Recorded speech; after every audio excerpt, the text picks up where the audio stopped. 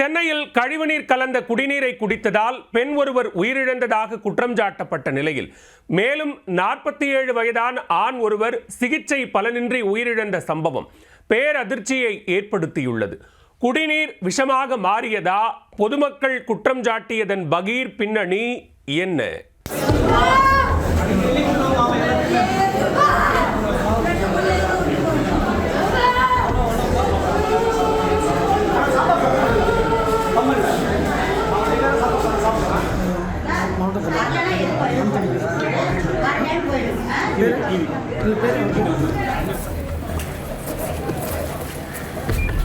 பெஞ்சல் புயலை ஒட்டி பெய்த கனமழையால் சென்னையில் தாம்பரம், பல்லாவரம் உள்ளிட்ட இடங்களில் தாழ்வான பகுதிகளில் வெள்ள நீர் சூழ்ந்தது. இதில் சில இடங்களில் குடிநீருடன் கழிவுநீர் கலந்ததாக புகார் எழுந்தது. இந்நிலையில் கழிவுநீர் கலந்த குடிநீரை குடித்ததால் விபரீதம் ஏற்பட்டதாக குற்றம் சாட்டப்பட்டுள்ளது. நடந்தது என்ன?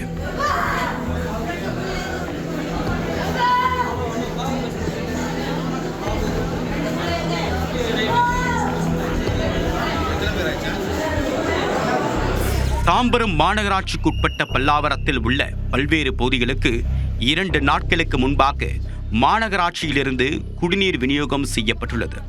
பிள்ளையார் கோவில் தெரு, மாரியம்மன் கோவில் தெரு, நாகரத்தினம் தெருவில் உள்ளவர்கள் அந்த குடிநீரை குடித்துள்ளனர். புதன்கிழமை அந்த குடிநீரை குடித்தவர்களில் 23 பேருக்கு வாந்தி மயக்கம் ஏற்பட்டுள்ளது. இதையடுத்து உடல் உபாதைக்கு ஆளானவர்கள் குரோம்பேட்டை அரசு மருத்துவமனையில் அனுமதிக்கப்பட்டனர். அத்துடன் சிலர் ராஜீவ்காந்தி அரசு மருத்துவமனை மற்றும் பல்லாவரத்தில் உள்ள தனியார் மருத்துவமனையிலும் சிகிச்சைக்காக அனுமதிக்கப்பட்டனர். இதில் பல்லாவரம் பகுதியை சேர்ந்த 54 வயதான திரிவேதி என்ற பெண் சிகிச்சை பலனின்றி பரிதாபமாக உயிரிழந்திருப்பதாக கூறப்படுகிறது. இவர் கழிவுநீர் கலந்த குடிநீரை குடித்ததால் தான் உயிரிழந்ததாக குற்றம் சாட்டப்பட்டுள்ளது. தகவல் அறிந்த அமைச்சர் தாமு அன்பரசன் அதிகாரிகளுடன் குரோம்பேட்டை அரசு மருத்துவமனைக்கு சென்றுள்ளார்.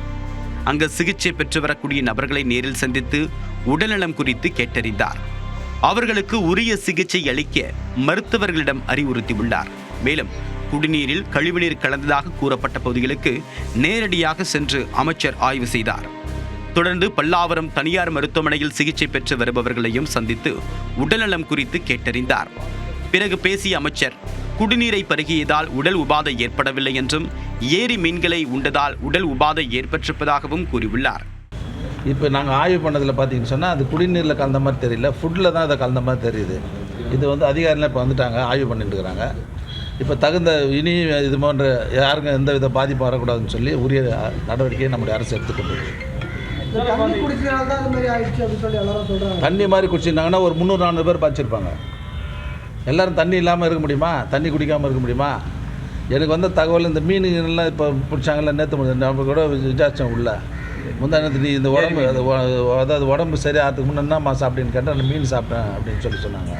இந்நிலையில் கழிவுநீர் கலந்த குடிநீரை குடித்ததாக கூறி குரோம்பேட்டை அரசு மருத்துவமனையில் அனுமதிக்கப்பட்டிருந்த மோகனரங்கன் என்பவர் சிகிச்சை பலனின்றி உயிரிழந்துள்ளார்.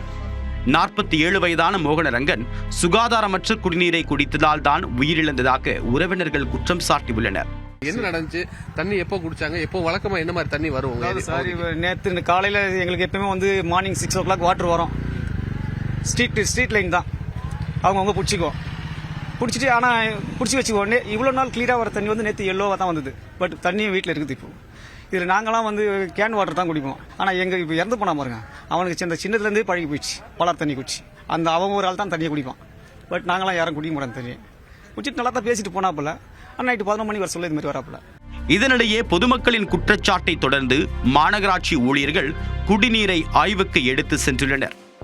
இருவர் உயிரிழப்புக்கு கழிவுநீர் கலந்த குடிநீர் தான் காரணமா என்பது குறித்து ஆய்வு முடிவுக்கு பிறகுதான் தெரிய வரும் என்று அதிகாரிகள் கூறியுள்ளனர். அது என்ன காரணங்கிறத ஐடென்டிஃபை பண்ணிட்டு இருக்கோம். ரெண்டாவது இன்னொரு நபர் இறந்திருக்காங்க. அவருமே வேற ஒரு காரணங்கள்னால இறந்திருக்காங்க அப்படிங்கிற மாதிரி சொல்றாங்க. மித்தபடிக்கு வாட்டர் கண்டாமினேஷன்ல தான் இறந்திருக்காங்க அப்படிங்கிறதுக்கு இன்னுமே நம்ம சாம்பிள்ஸ் கலெக்ட் பண்ணி டெஸ்ட் பண்றதுக்கு நடவடிக்கை எடுத்துட்டு இருக்கோம். துரிதமா நடவடிக்கை எடுத்துட்டு இருக்கிறோம். அதை பொறுத்தளவுக்கு அந்த டெஸ்டோட முடிவுல தான் நம்மளுக்கு வந்துட்டு இதனாலதான் நடந்ததா அப்படிங்கிறது நம்மளுக்கு திட்டவட்டமா தெரிய வரும். அதையும் நாங்க ஃபாலோ பண்ணிட்டு இருக்கிறோம். மற்றபடிக்கு இது இந்த ஒரு காரணத்தை சொன்னதுனால நாங்க அட்வான்ஸா மறுபடியும் குளோரினேஷன் பண்றது, ப்ளீச்சிங் பவுடர் போடுறது, இந்த நடவடிக்கைகளை துரிதமா எடுத்துட்டு இருக்கோம். மெடிக்கல் கேம்பையும் நாங்க எடுத்துட்டு இருக்கோம். இப்ப அந்த சாம்பிள்ஸ் எல்லாமே கலெக்ட் பண்ணிருக்கோம். அந்த கலெக்ட் பண்ணி அசர்டைன் பண்ணிட்டு இருக்கோம். கூடிய விரைவில் அதுக்குண்டான ரிசல்ட்டுமே நம்மளுக்கு தெரிய வரும். என்ன காரணத்தினால இது நடந்தது அப்படிங்கிறது தெரிய வரும். சென்னையில் அதிர்வலையை ஏற்படுத்தியிருக்கக்கூடிய 2 உயிரிழப்பில் உள்ள மர்மம் விலகுமா?